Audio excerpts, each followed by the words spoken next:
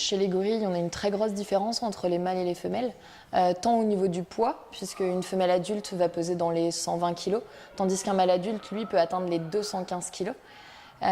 Qu'au niveau de la longévité, le mâle étant responsable de son groupe, il est forcément beaucoup plus stressé que les femelles.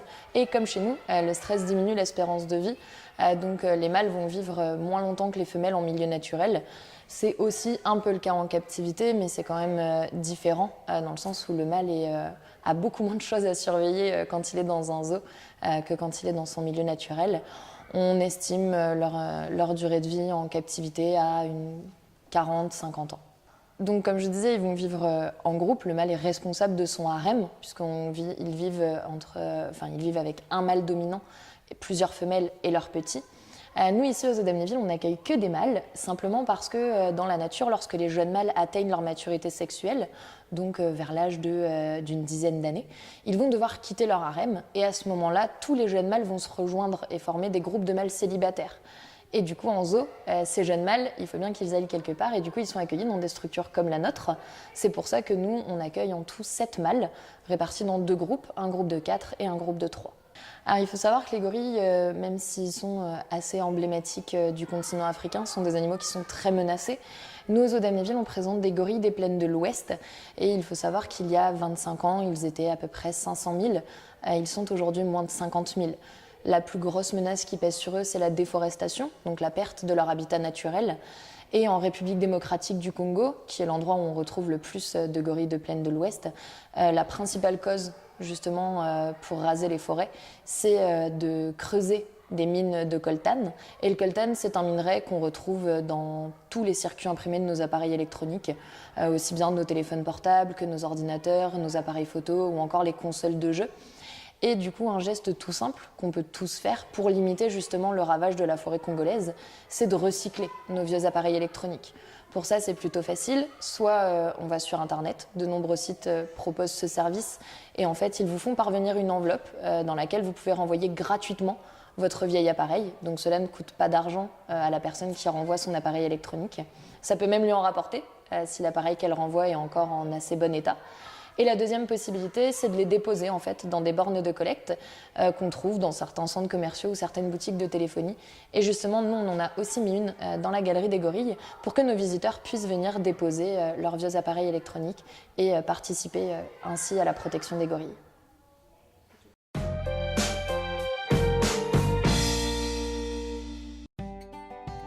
C'est grâce à l'association Talange Animation Paroissiale qu'un marché du terroir s'installe chaque année depuis 7 ans à Talange. On y retrouve de nombreux producteurs locaux qui présentent leurs produits bio.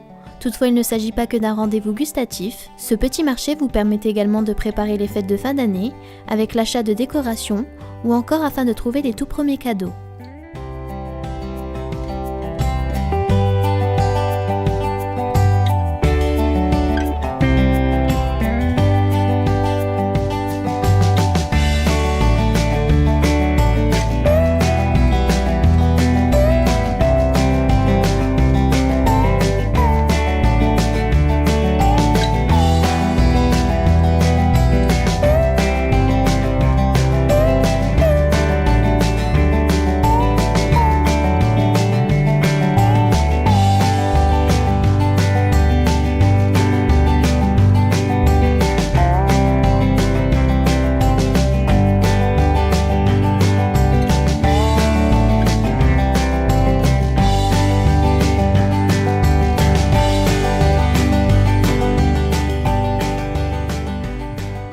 Les stands étaient variés et nombreux ce jour-ci, avec des visiteurs intéressés de connaître le savoir-faire et la provenance des produits qu'ils ont pu acheter.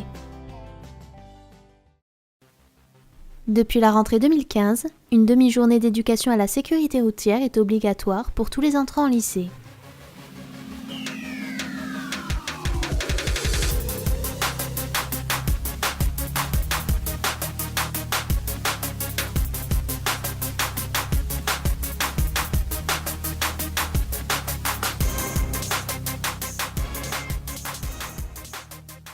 Au lycée Gustave Eiffel, cette demi-journée a été couplée avec une information à la sécurité dans les ateliers. Les partenaires associés sont la Maïf, la BPDJ, la préfecture de Moselle, les sapeurs-pompiers, les professeurs de conduite routière et de PSE du lycée. Tous les élèves de seconde et de première CAP sont donc passés dans les différents ateliers proposés par ces intervenants tout au long de la journée. En voici des extraits.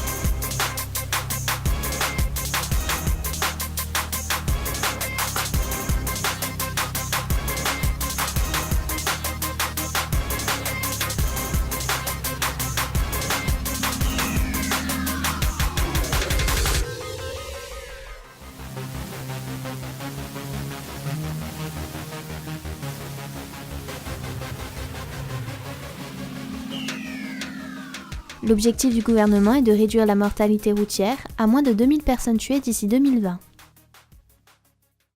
Dans le cadre de Patatram 33, les élèves talengeois ont eu l'occasion d'assister au spectacle Manche tes ronces de la compagnie Moquette Productions ce jeudi 16 novembre au théâtre Jacques Brel.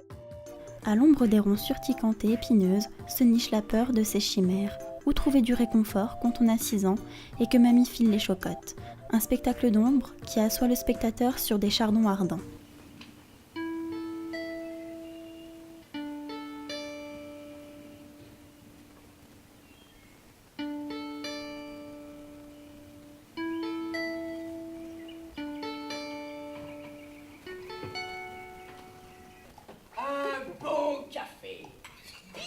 Noir, bien serré. Voilà ce qu'il me faut. Ah, le petit café qui coule du pergolateur. Je sens sa bonne odeur. Ça me met de bonne humeur. Mais qu'est-ce qu'on dit?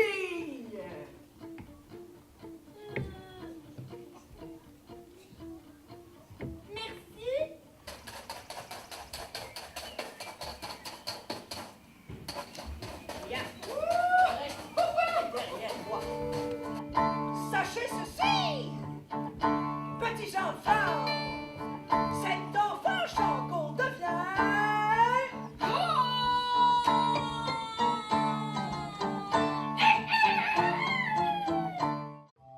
À la fin du spectacle, les enfants ont eu un moment d'échange avec les comédiens qui ont pu répondre à leurs questionnements.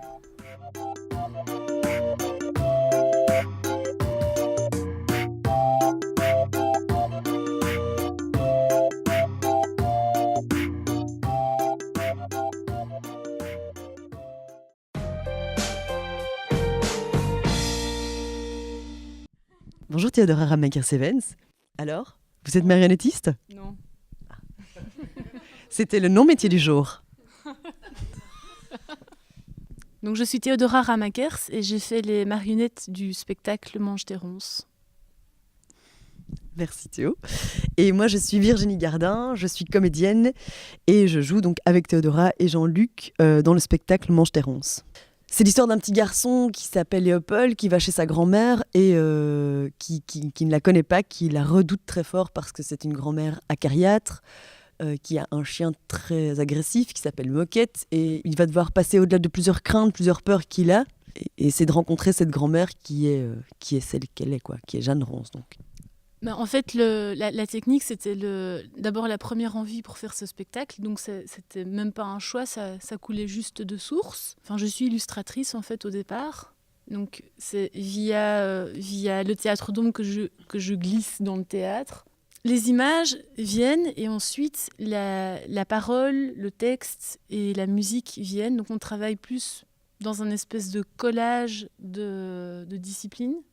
Et on trouve que dans cette façon de faire, il y a moyen de raconter beaucoup de choses en dehors du texte et que ça provoque aussi pas mal de rires et d'autres émotions aussi au fond. Il y a différentes techniques. Donc c'est dessiner, c'est du collage, c'est du dessin, c'est du grattage sur des feuilles de plastique transparentes.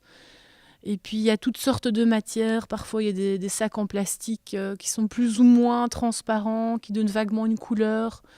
Ou alors il y a des gélatines qu'on utilise dans les théâtres ou sur les plateaux télé pour colorer les lumières. Tout ça c'est travaillé toujours avec le rétroprojecteur allumé. On ne sait pas très bien dire sinon quel est le résultat, qu'est-ce que ça va donner comme image. Donc je travaille en regardant et le rétroprojecteur et la projection parce que c'est là que le résultat se trouve. Dis, et chez toi, tu manges de la soupe? Jamais.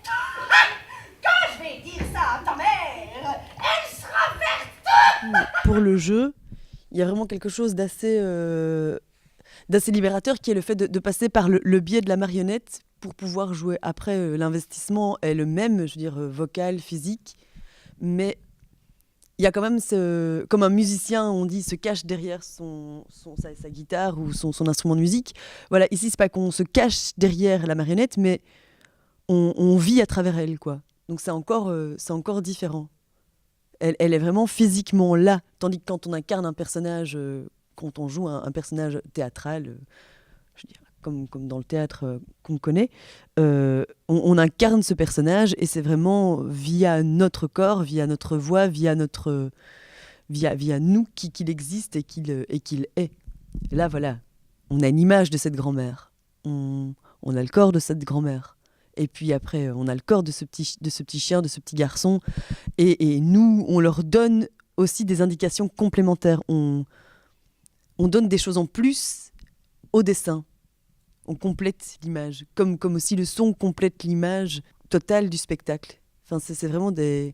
Oui, c'est comme Théodora disait tout à l'heure, enfin, c'est vraiment des différentes techniques qui se mettent ensemble pour pouvoir faire une image complète. Une image, une histoire, une narration, oui. Voilà.